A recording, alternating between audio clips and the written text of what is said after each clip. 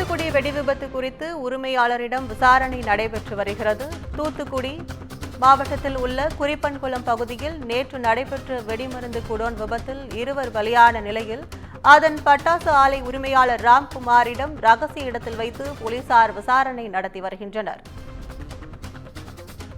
கூடுதல் விவரங்களை செய்தியாளர் சிவகுமார் வழங்க கேட்கலாம். சிவகுமார், கூடுதல் விவரங்கள்.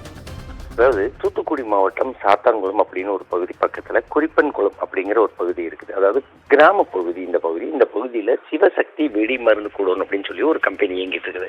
இவங்க என்ன பண்ணுவாங்கன்னா, சிவகாசி பக்கத்துல இருந்து வெடிகளை வாங்கி கொண்டு வந்து இங்க ஸ்டாக் வச்சு அதன் அடிப்படையில வியாபாரம் பண்ணிட்டு இருந்தாங்க.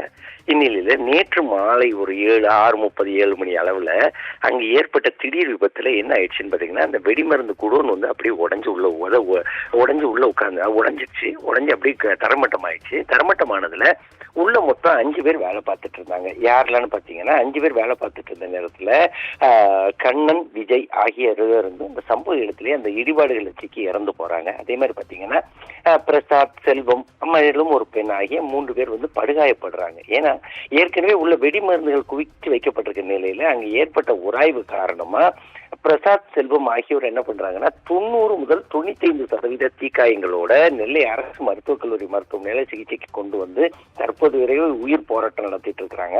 அதே மாதிரி படுகாயப்பட்ட அந்த பெண் வந்து தனியார் மருத்துவமனையில வந்து சிகிச்சைக்காக அனுமதிக்கப்பட்டிருக்கிறாங்க. இந்நிலையில இந்த வெடிமருந்து குடோனோட உரிமையாளரான ராம்குமாரை தற்போது இந்த நாசரேத் போலீசார் என்ன பண்ணிருக்காங்கன்னா, அவர் வந்து ரகசிய இடத்துல வச்சு விசாரணை பண்ணிட்டு இருக்கிறாங்க.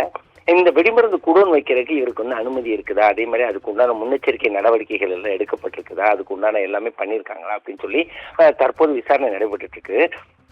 மேலும் திருநெல்வேலி மருத்துவக் கல்லூரி மருத்துவமனையில் அனுமதிக்கப்பட்டிருக்கிற பிரசாத் மற்றும் செல்வம் வந்து ரொம்ப ஒரு கவலைக்கிடமான நிலையில இருக்காங்க.